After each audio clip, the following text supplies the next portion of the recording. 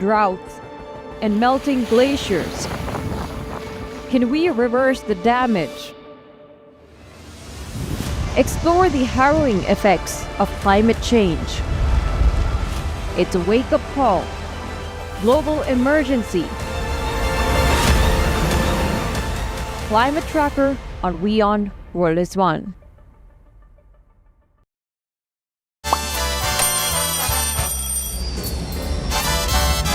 Vielleicht nur als 5%.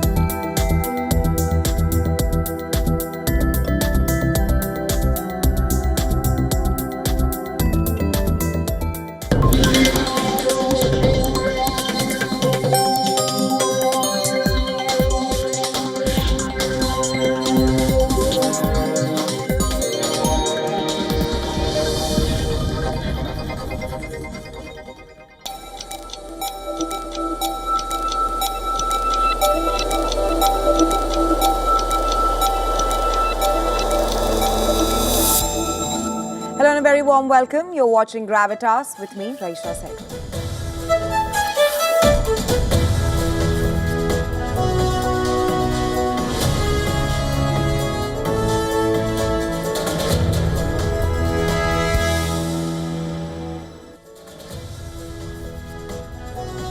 Our top focus on the show tonight, Poland says that it shot down Russian drones that violated its airspace. That's during Russia's attack on Ukraine, a first in almost 4-year-long Ukraine-Russia war. Meanwhile, Russia says it did not target Poland and has called it a myth. We'll get you the complete report on Gravitas tonight. Also on the show, we will tell you about how US President Donald Trump's new strategy, while on one hand, he has softened his tone on India. On the other, Trump wants the European Union to slap 100% tariffs on China and India. Meanwhile, from West Asia, we will tell you how the Israeli Prime Minister Benjamin Netanyahu has sabotaged Trump's Gaza peace push with the strikes in Qatar. And finally, we'll get you a ground report from Nepal as the country stands at crossroads between deeper unrest and the possibility of a new future.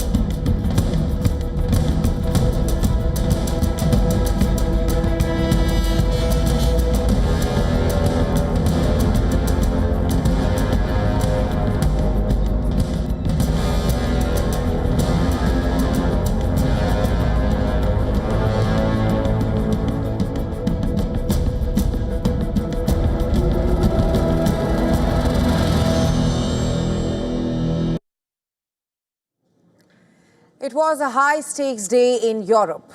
Poland called its NATO allies for urgent talks. And that's after alleging that Russian drones violated Polish airspace. That's during attacks by Russia on Ukraine. The Polish Prime Minister Donald Tusk warned the situation is perhaps edging dangerously close to an open conflict. He said that Poland's airspace was breached 19 times. 3 drones were shot down, and NATO allies scrambled jets. Across Europe, leaders are up in arms, hurling accusations at Moscow for provoking conflict.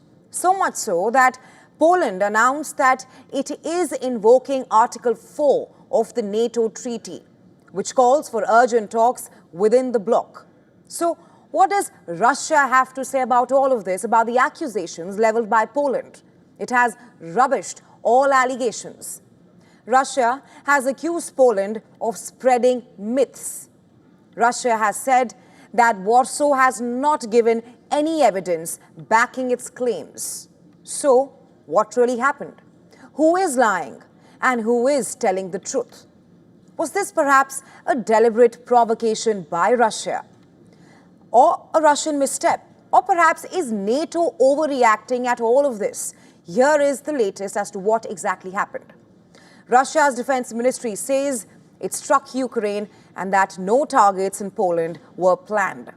Moscow asserted what it has been saying throughout the day, that its drones have a range of 700 kilometers, and I quote Moscow here, "These concrete facts fully debunk the myths once again being spread by Poland to further escalate the Ukraine crisis," unquote.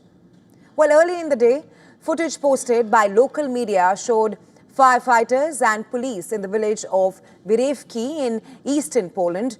They were seen inspecting a house that you see on your screens right now, with its roof ripped open and debris scattered from what seemed to be a drone strike.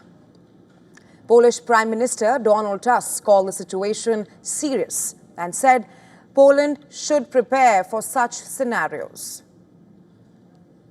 We are most likely dealing with a large-scale provocation, but at the same time, we are in consultation with our allies. I am in constant contact with the NATO Secretary-General. This is so that in the coming hours and days and in the future, we can respond to this type of threat as effectively as we did tonight. Poland said it shot down Russian drones that entered its airspace that violated Polish airspace. That's when Russia launched its attack on Ukraine. Warsaw called it an act of aggression. In yet another region, the Polish police found a damaged drone in Czosnowka, and the district prosecutor's office discovered components near Chesenki. Now, Russian drones and missiles have reportedly entered NATO airspace before in the nearly 4 years of Ukraine war, but this is the first time that a NATO member has shot them down. Well, NATO chief Mark Rutte praised the alliance's air defenses, calling Moscow's actions reckless. Not just him. EU foreign policy chief has warned that Europe's response has not been strong enough all this while. The UK said that it is mulling options to strengthen NATO's air defense over Poland. As your NATO ally, we will support you, our Polish friends. As your NATO ally, we will play our part to help secure the safety of your people. And following our discussions today, I've asked our UK armed forces to look at options to bolster NATO's air defence over Poland. And Germany, it called that the drone incursion into Poland was deliberate. It was purposeful by Russia. Take a listen. As I just said in the German parliament, there is no evidence whatsoever that this amount of drones flew over this route over Poland, Polish territory, by accident. In any case, there is no need to fly over this route between Belarus and Ukraine. This means that it can be assumed that this was a deliberate action.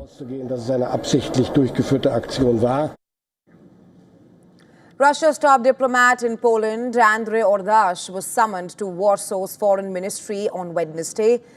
So, across the Atlantic, what's happening? Still silence from the White House, but on Capitol Hill, lawmakers are raising the alarm.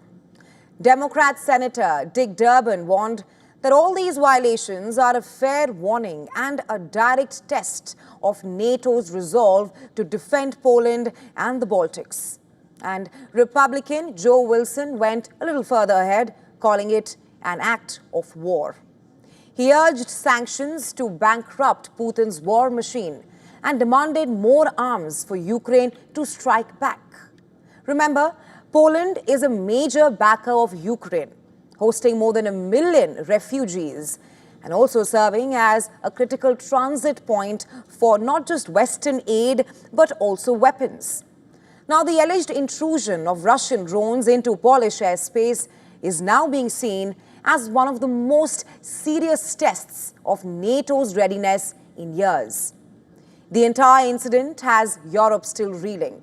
For now, NATO can say that its response was swift, but doubts remain.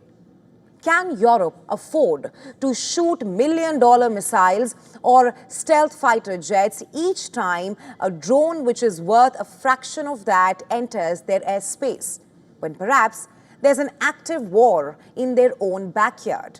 Experts warn NATO's strategy still lags behind Russia's growing drone and missile power. So, if it wants war, the question is, can it afford it? Poland may be the front line, but Putin, the Russian president, is testing the entire alliance. And that's the challenge European members of NATO will have to deal with. Well, even as Russia denies the drone attack, experts say that the incident could be a way of Moscow sending a clear message to the European capitals. Don't engage in supporting Ukraine. Take a look. Russia is using this to signal that it does not want war, but it's trying to do so from a position of strength by warning NATO countries that war is a strong possibility if they provide troops to Ukraine. This is what has been under discussion in the West in recent weeks, the possibility that should there be a peace agreement, that NATO troops will become peacekeepers in Ukraine. And this is something Russia does not want and does not want to provoke war with NATO. So they are trying to warn off NATO members at this point to avoid sending their troops to Ukraine with the message that this could lead to war.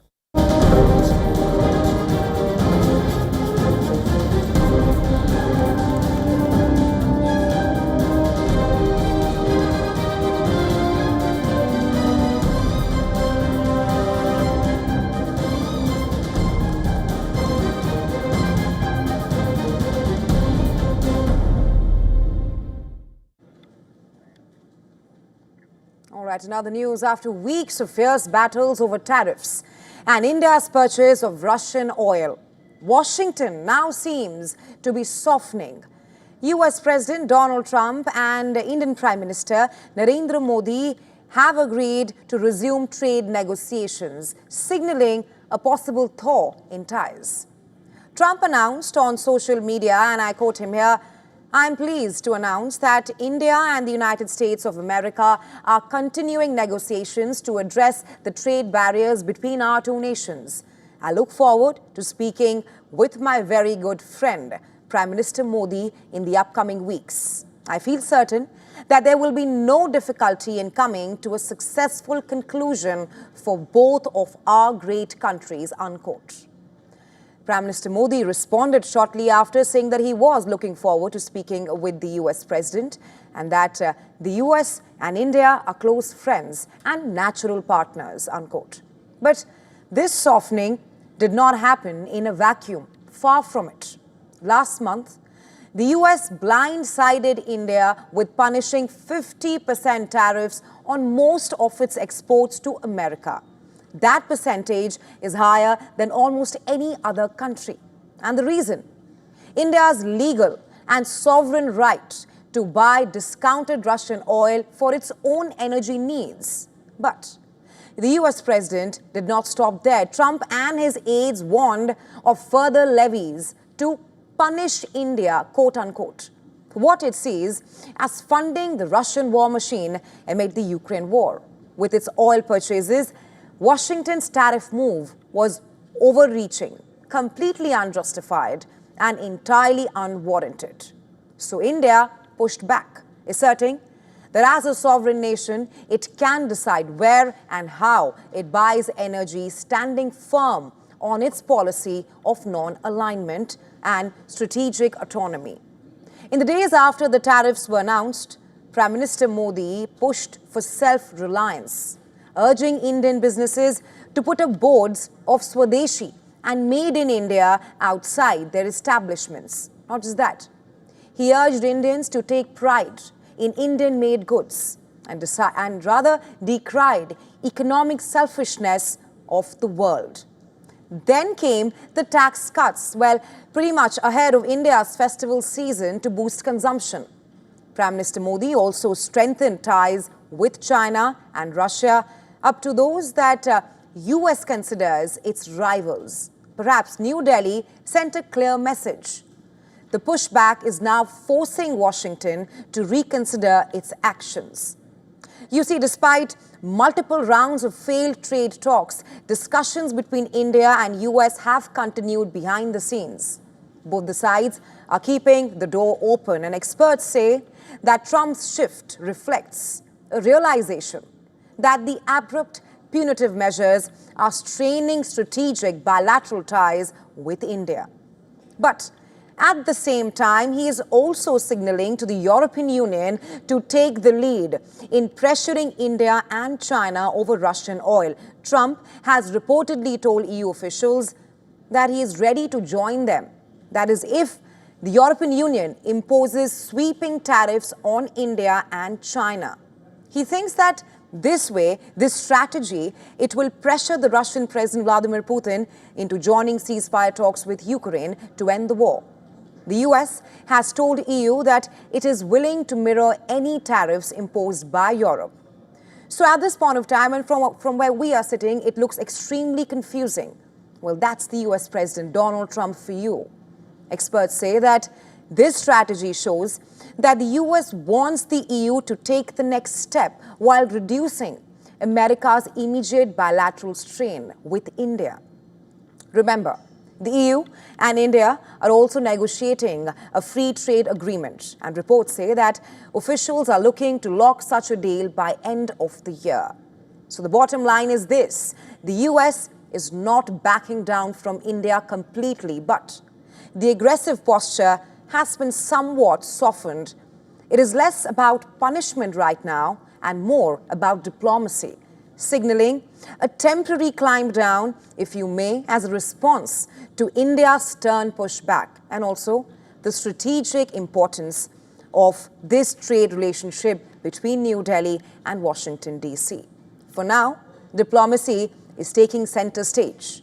Trump and Modi's agreement to talk shows that even in the midst of trade tensions, strategic partnerships and dialogue can win out over conflict. The next few weeks could define the future of US-India trade ties, and that we will be tracking very closely.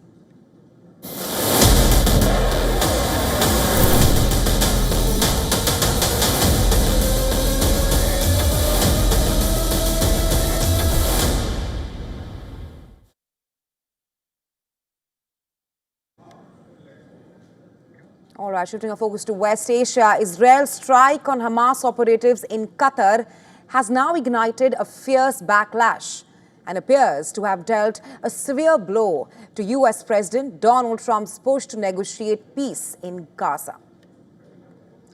Even as the war on ground rages on, footage on your screens right now captures Palestinians running in panic. Of course, following an Israeli strike on a multi-story building in Gaza.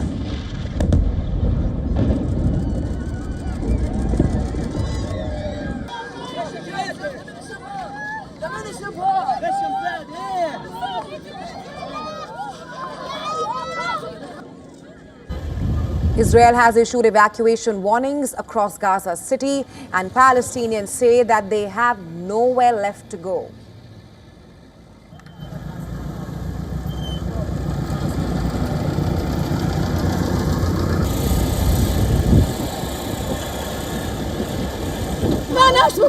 We have no money. Where do we go? They are bringing down the towers, so we leave. Where do we go? Where can we go? Just tell us where to go. By green-lighting this attack against Qatar, Israeli Prime Minister Benjamin Netanyahu has essentially torpedoed the fragile diplomatic talks, leaving Washington blindsided and throwing the future of ceasefire talks into abyss. Trump said that Israel's strike on Hamas targets in Qatar does not advance Israel, or for that matter, America's goals. Trump admitted that he received word of the strike by Israel on Qatar, but it was too late to stop it, leaving Qatari leaders informed only as bombs were already hitting their territory. Officials in Doha said that the warning from Washington came after the operation by Israel had already begun. Well, I'm not thrilled. I'm not thrilled about it. I don't have to do that. I'm not thrilled about the whole situation. It's not a good situation. But I will say this, we want the hostages back, but we are not thrilled about the way that went down today. The attack by Israel has been condemned globally, with West Asian and European countries denouncing it as a major blow to Qatar's mediation role in the Gaza war. Leaders warned that the attack risked derailing fragile talks that's between Israel and Hamas, aimed at halting the nearly two-year-long war caught between Israel and Qatar, two nations with close ties to Washington, D.C. Trump called both Netanyahu and Qatari leaders, promising Doha that no similar incident could occur again in Qatar.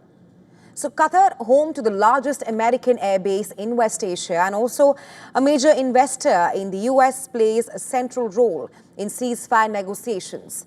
Its officials made it clear that the strike by Israel violated their sovereignty and undercut their work as a mediator. Trump posted online that he felt very badly about the location of the attack and emphasized his outreach to Qatar's leaders to reassure them.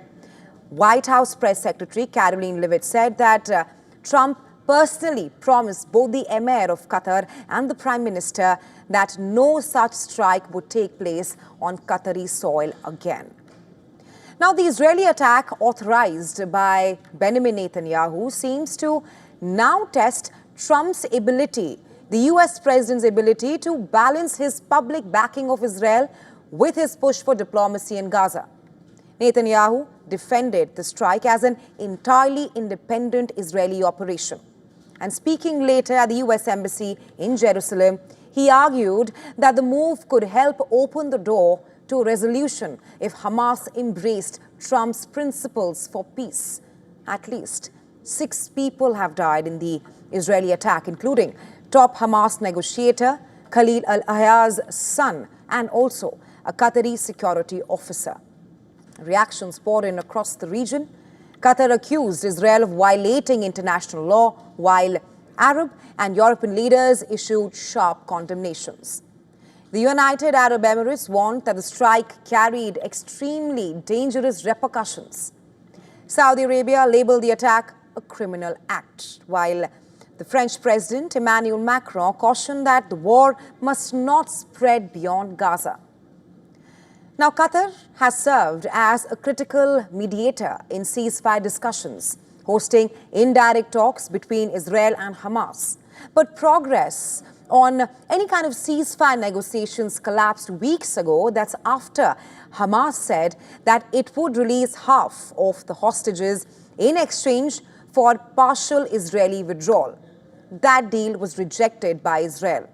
Israel then demanded Hamas to disarm and has since ordered a mass evacuation of Gaza City ahead of a major new offensive. Arab nations, already alarmed by mounting civilian casualties and humanitarian devastation in Gaza, now fear that Israel's strike in Qatar could perhaps escalate the crisis across the region, with peace talks in Gaza appearing even more distant than before.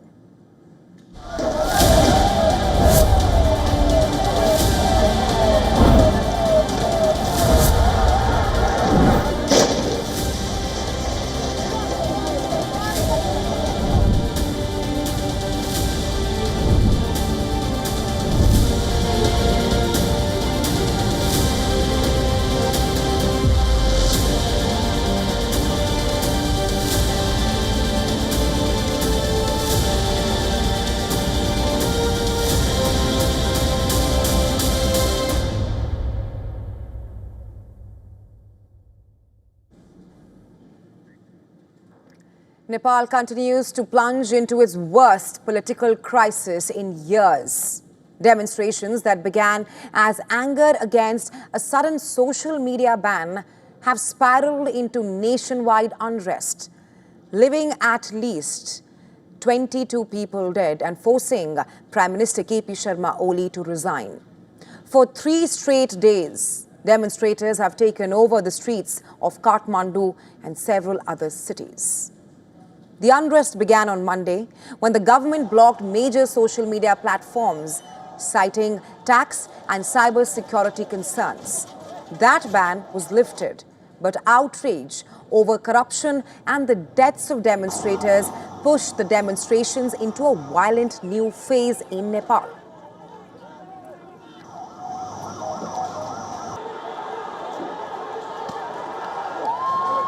Government facilities have been destroyed. The main administrative complex in Kathmandu was set on fire. And later, demonstrators torched the parliament building itself. Hours before stepping down, Prime Minister Oli's private residence in Balkot was also burnt.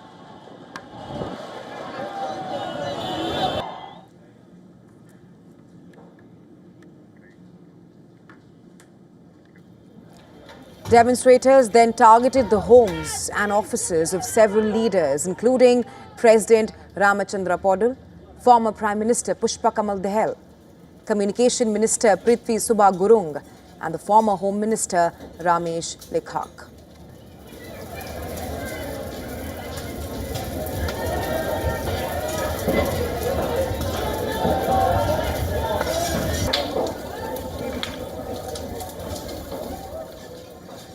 Well, the crisis has paralyzed normal life. Flights to and from Kathmandu remained suspended till Wednesday evening.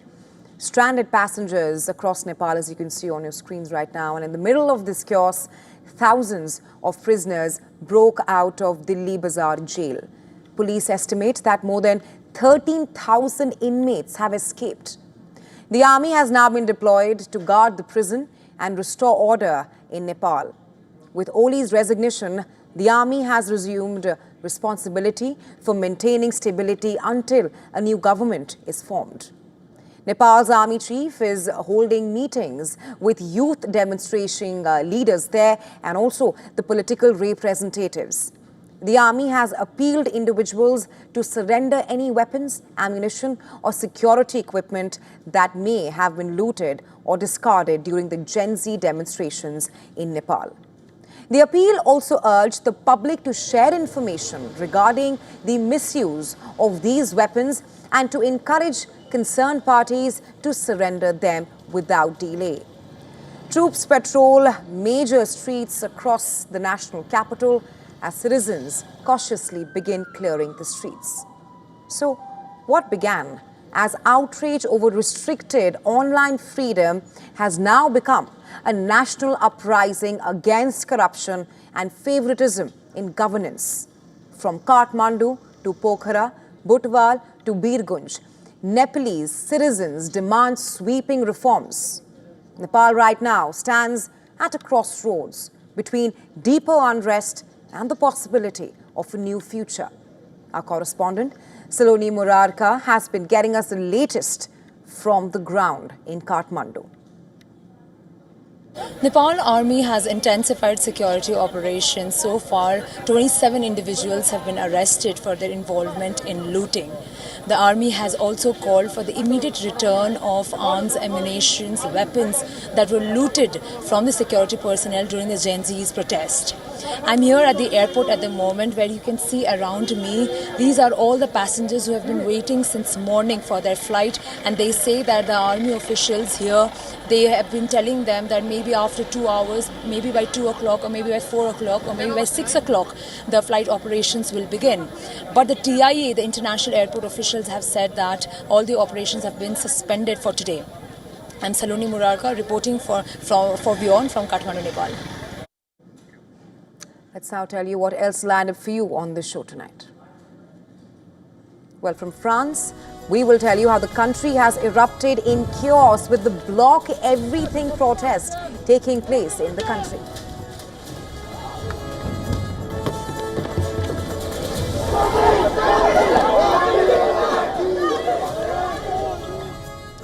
Also on the show, we will tell you about India's first AI-powered city.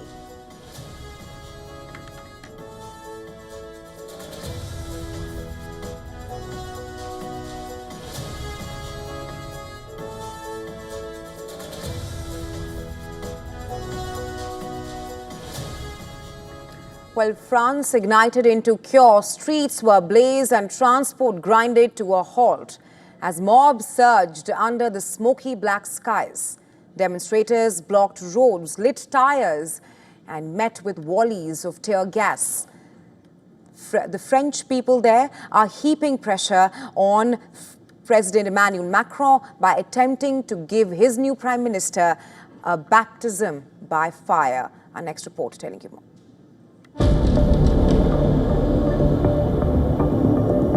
Paris looked like a battlefield, sirens flashing, barricades burning, and the air thick with acrid smoke. Protesters chanting "Block everything" stormed roads and railway lines, some hurling rubbish bins, setting them ablaze, others pelting riot squads with stones and glass. Flame-lit shadows dart as a city bus in Rennes erupts in a fireball, while commuters in Nantes stare in disbelief, trains halted by sabotage on power lines. These are images from the French capital. Police used tear gas on high school students, protesters outside a school. Police fired tear gas at protesters in downtown Marseille. In Nantes, hundreds of protesters tried to block the roads. Thousands of protesters answered the call to the protests led by a loose left-wing collective called Block Everything. City after city, same scenes. Protesters clashing with police, trying to make their voices heard.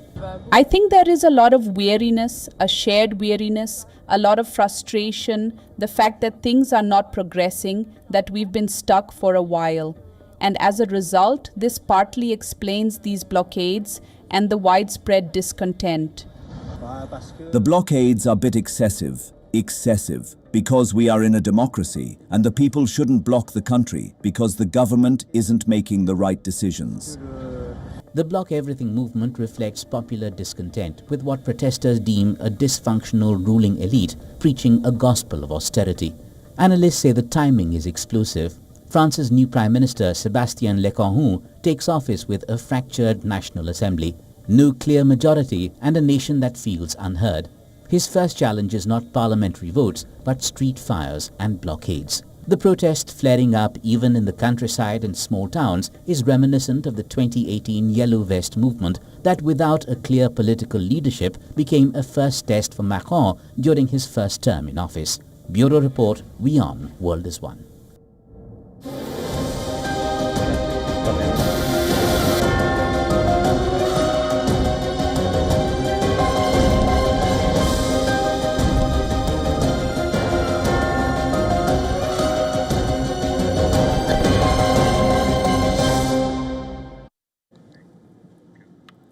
Well, Australia has unveiled a major step in strengthening its naval firepower. The government announced it will roll out a fleet of advanced underwater combat drones known as Ghost Shark in a program worth $1.1 billion. Australia's defense minister has described the move as critical in securing the country against what he called the most challenging security environment since World War II. Well, the Royal Australian Navy will now field dozens of these autonomous drones with the first unit ready for service in January. Designed and built domestically, the Ghost Shark fleet will provide surveillance, intelligence gathering and strike capabilities as well. This is the highest tech capability in the world. It exemplifies the fact that Australia is leading the world in terms of autonomous underwater military capabilities. And Ghost Shark is capable of engaging in intelligence, surveillance, reconnaissance and strike. This is a profoundly important capability for the Royal Australian Navy. Well, the drones can deploy from shore installations or warships and will operate alongside Australia's submarines and surface fleets. The Australian Defence Minister did not disclose the exact number of drones planned, but said that the system will majorly boost the nation's maritime reach. Now, this announcement comes as Australia pushes through its largest military overhaul in decades. The country is equipping its navy with long-range strike systems to counter China's growing military deployment across the Pacific. Canberra has warned repeatedly about the risk of disrupted sea lanes, a scenario it views as one of its biggest national security concerns. Well, tensions have already been visible this year as well. In February, a Chinese naval group staged live fire drills in waters between Australia and New Zealand, perhaps raising alarm in Canberra. The Ghost Shark program runs parallel to other strategic upgrades as well. Under the 2021 AUKUS Pact with the United States and Britain, Australia plans to acquire nuclear-powered submarines. At the same time, Australia is buying 11 Mogami-class stealth frigates from Japan's Mitsubishi Heavy Industries. The $6 billion deal stands out as one of Japan's largest defense exports since World War II, with the first ships expected to join the Australian Navy by 2030. Australia insists its expanding arsenal is not about fueling conflict, but about deterring aggression and maintaining stability in the Indo-Pacific. Still, the message appears to be clear. Australia is preparing for an uncertain and increasingly tense security future.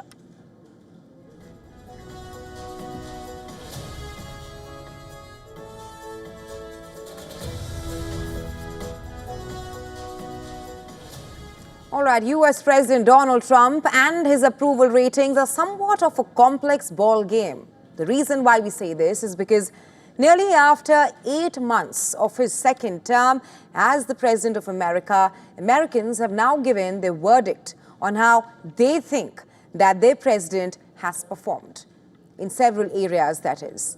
According to a Reuters Ipsos poll in recent days, Trump's approval rating stood at just 42%, which is nearly the figure recorded by other prominent polls as well.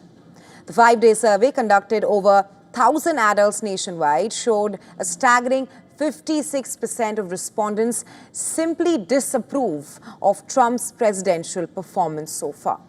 Compared to previous polls, this Reuters Ipsos poll included a slight change to its method as well, because not giving the respondents the option to say not sure about the president's overall performance status. What else does the poll show? Well, the poll reveals that Trump has fared well in certain areas, such as handling of crime and immigration, with 43% approving his crime management and 42% saying he is doing a good job on immigration. No surprises there, of course, because in recent days, Trump has been ramping up his federal takeover plan in places like Washington, D.C., Boston, and even Chicago, and going full throttle in deployment of National Guards and also ICE agents to control crime rates. Not just that, also to crack down on illegal immigrants who have settled in these areas. Now, where has the US president tanked? The areas where he has not performed well. It's the economy and jobs, which reportedly have turned out to be his poorest performing sectors. Up until last year, the American economy was set up to be a model that the world could follow. Time and again, it has been used as an electoral plank by all contenders in the race to power. But what remained veiled among this was the anxiety felt by many Americans, which made them to vote for Trump. However, since his return to office, economy has turned out to be one of the poorest performing sectors, areas with the ratings falling drastically.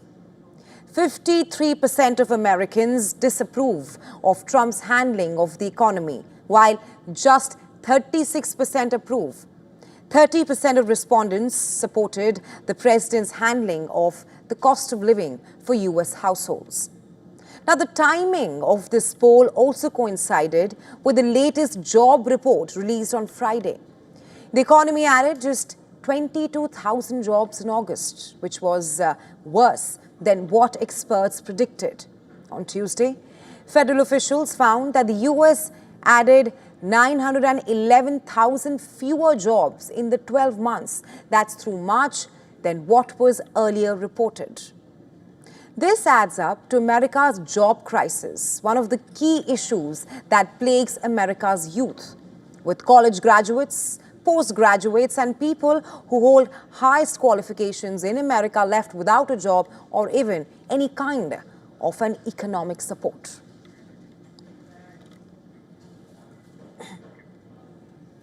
Heavy rains and relentless flooding have submerged rice crops in both India and Pakistan, driving up the prices of basmati rice.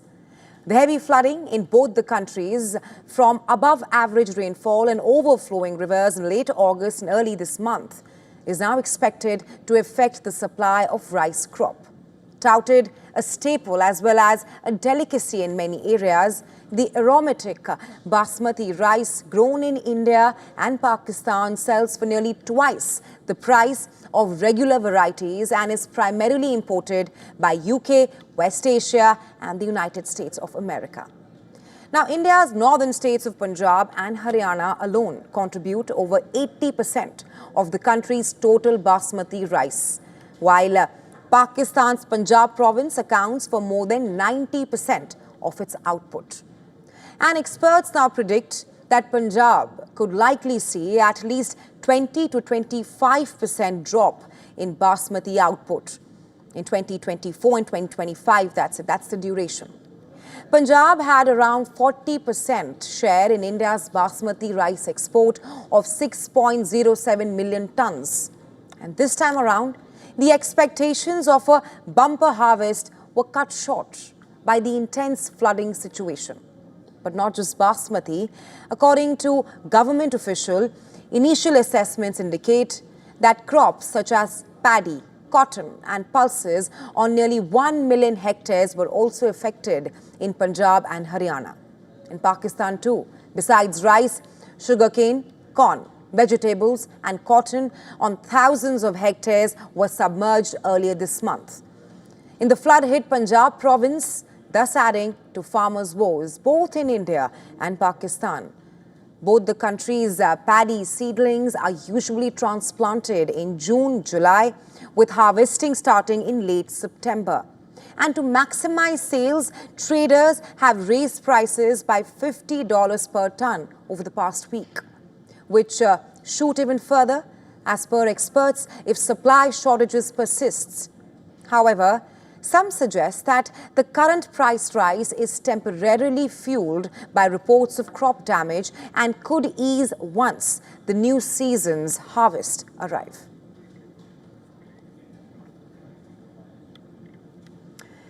In Afghanistan, citizens continue to reel from the devastating earthquake, and they are now struggling to rebuild their lives in tents. The country is facing one of its worst humanitarian crises in years. More than 2,200 people were killed. That's when the magnitude 6.0 earthquake struck Kunar province.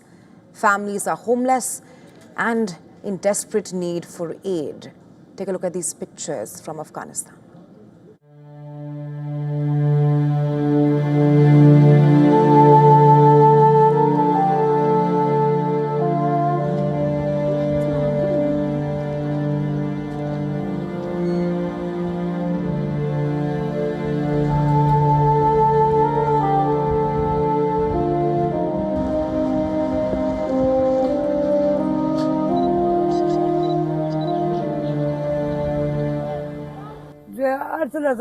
We need everything, hoping if someone could provide us houses, household items, tents, money, or livestock.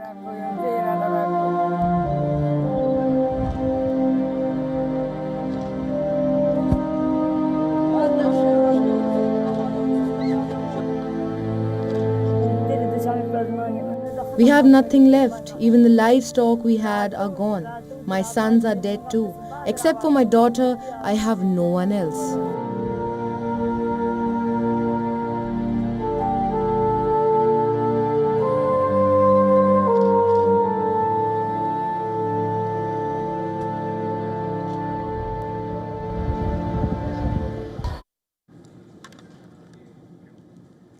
Well, India is set to get its first AI-powered city. Greater Bengaluru Integrated Township would become the first AI city in the Indian state of Karnataka.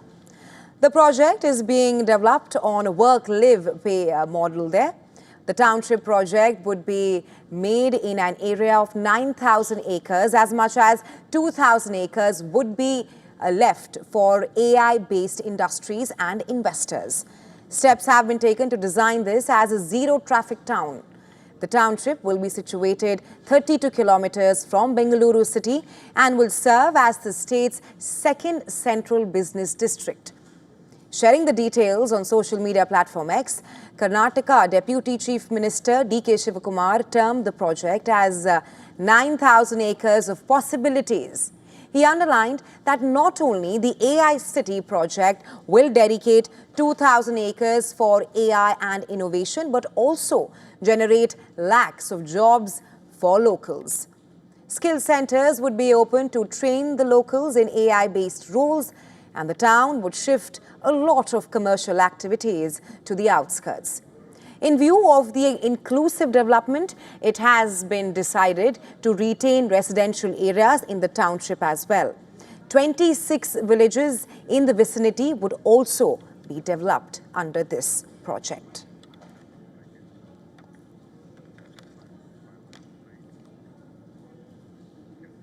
The ultimate frontier of science has been breached. For the first time, researchers have unraveled the very fabric of our thoughts, decoding the secret language of the brain.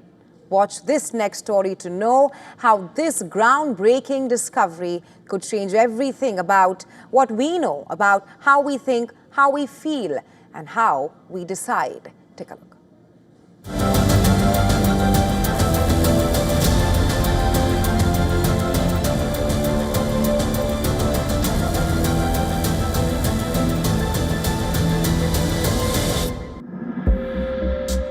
What if every choice you ever made, from what to wear to what to believe, was part of a grand, hidden algorithm?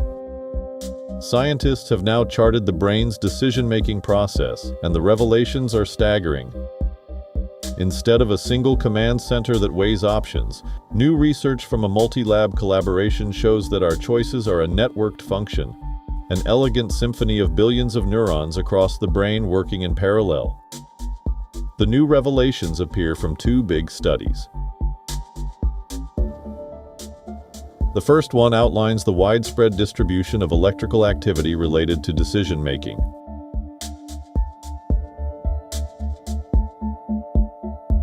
The second study, which is also published in Nature, used the data to evaluate how expectations shape choices.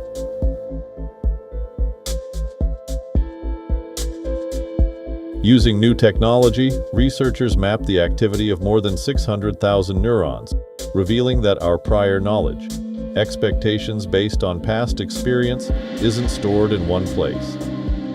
It permeates the entire brain, from the senses to the areas that control our actions, weaving itself into the very fabric of perception.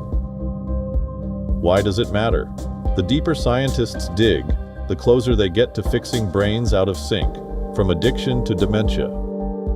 This new brain map could rewrite treatments for mind disorders, teaching machines to think like humans as well and save lives.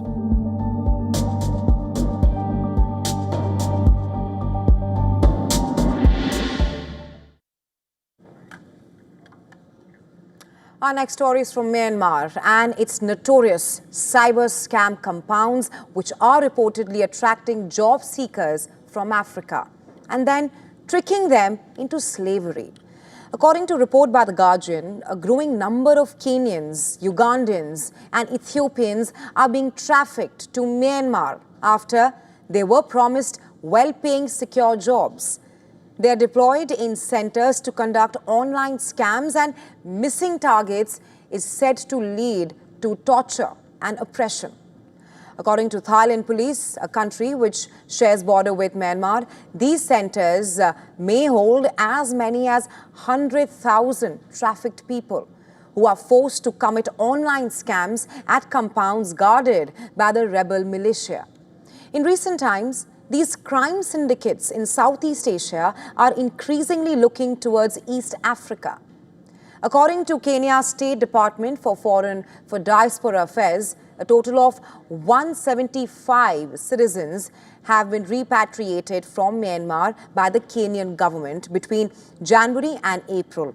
And this marks a substantial rise from the 150 Kenyans rescued from across Southeast Asia, that's between 2022 and 2024. But what makes countries like Kenya a soft target? Nearly 80% of people in Kenya are under the age of 35 and unemployed. The unemployment rate in Kenya is extremely high, which make the population vulnerable to enticements to make money. A recent survey finds that 4 in 10 young Kenyans consider migrating as an option to secure their livelihoods and their futures. And this is exactly what a growing network of transnational syndicates in countries like Myanmar, Cambodia, and Laos seem to be capitalizing on, trapping workers and making huge profits from a vast number of fraudulent schemes. There's a silver lining though. Police busts are freeing more and more people from such conditions of bonded labor. Earlier this year, almost 7,000 people were freed from the compounds, but there's a catch here. Victims are only released when their government of origin agrees to take them back, to take the responsibility for repatriating them, including their flight back home. So those who remain trapped in compounds cling to hope that their respective governments will take note and make arrangements for their release.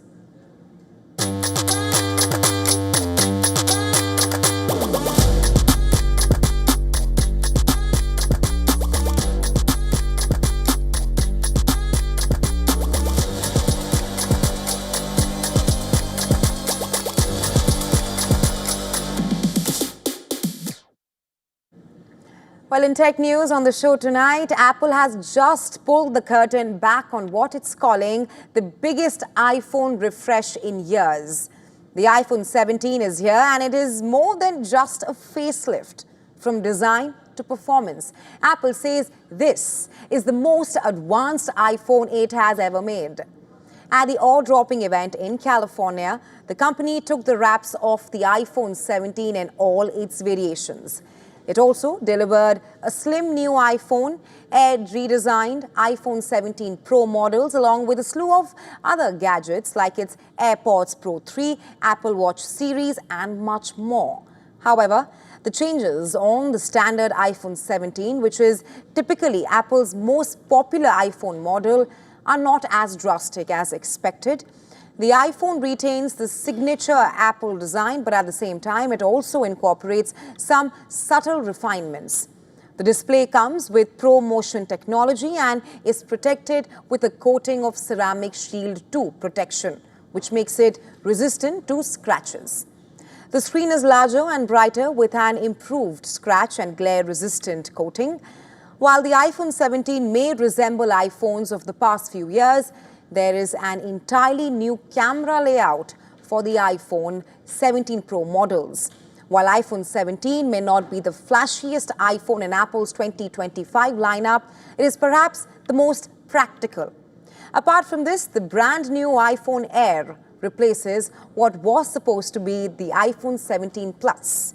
It also features a new look, and it is the thinnest iPhone Apple has ever made at just 5.6 millimeters thick. It also debuts Apple's in-house N1 wireless networking chip and C1X cellular modem. Talking about the gadgets that Apple unveiled, the AirPods Pro 3 comes with built-in heart rate monitoring using infrared sensors, tracking over 50 workout types in sync with iPhone data. Meanwhile, the Apple Watch Series 11 introduces hypertension notifications using long-term optical heart sensor readings in a bid to detect chronic high blood pressure risks.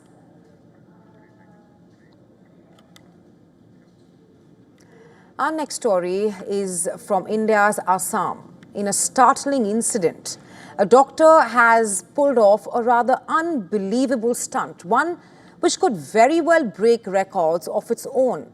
Some are calling it a medical marathon, others are calling it true expertise, while the authorities are debating the veracity of this very act. Well, we are talking about Kanteshwar Bordolai, a senior gynecologist at a civil hospital in Assam's Moregaon district. He has performed a total of 21, that's the number, 21 C-section deliveries within a span of 10 hours. That's between September 5th and September 6th. But now, the district health authority has expressed suspicion around his act and handed him a show cause notice. Following allegations of non-compliance with sterilization and also patient safety protocols. What happens to that? The letter also raised medical concerns and directed Bordolai to submit a comprehensive report for each and every case he has worked on. However, the doctor has defended his actions, stating his competency to conduct multiple surgeries in a limited time frame.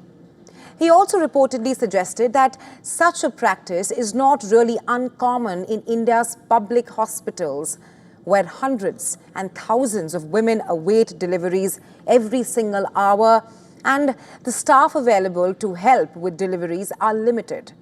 However, what does the real picture hold amid concerns that are being raised that are legitimate as well? We'll have to wait for it. Well, on China's Yangtze River, scientists are racing against time to save a rare freshwater species, the finless porpoise. Once facing the same fate as the extinct Beiji dolphin, the porpoise has now become the barometer of the Yangtze River's health and also the focus of its sweeping conservation efforts. Our next report telling you more.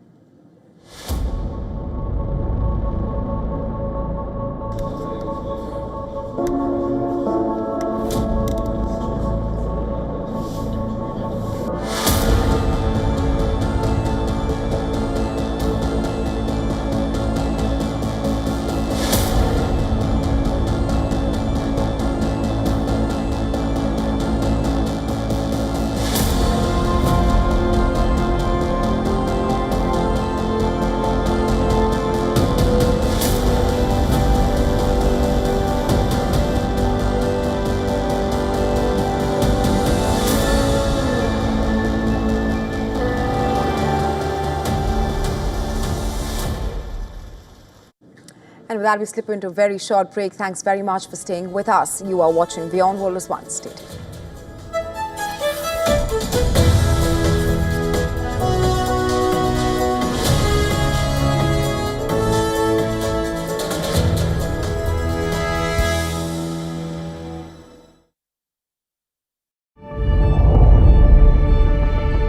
The Earth is sending distress signals. Wildfires, droughts, and melting glaciers.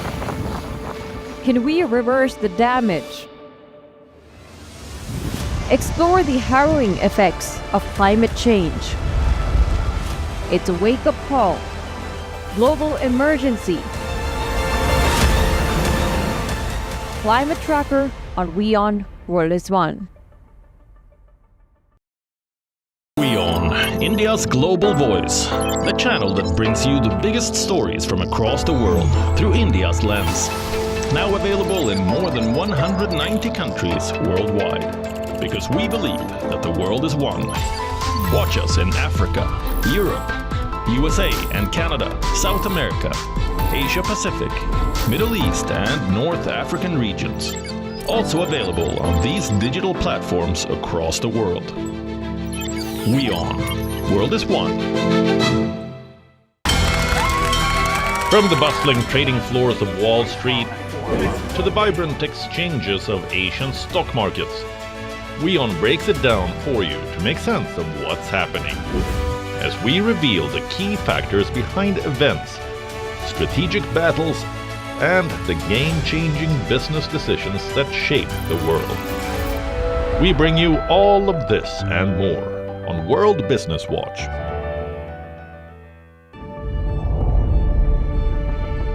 The Earth is sending distress signals.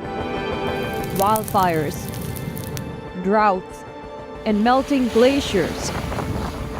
Can we reverse the damage? Explore the harrowing effects of climate change. It's a wake-up call. Global emergency. Climate Tracker on WION World is One. WION, India's global voice, the channel that brings you the biggest stories from across the world through India's lens. Now available in more than 190 countries worldwide. Because we believe that the world is one. Watch us in Africa, Europe, USA and Canada, South America, Asia Pacific, Middle East and North African regions. Also available on these digital platforms across the world. WION, World is One.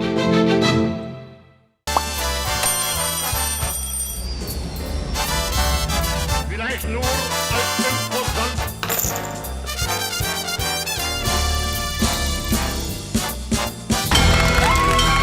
From the bustling trading floors of Wall Street to the vibrant exchanges of Asian stock markets, WION breaks it down for you to make sense of what's happening. As we reveal the key factors behind events, strategic battles, and the game-changing business decisions that shape the world. We bring you all of this and more on World Business Watch.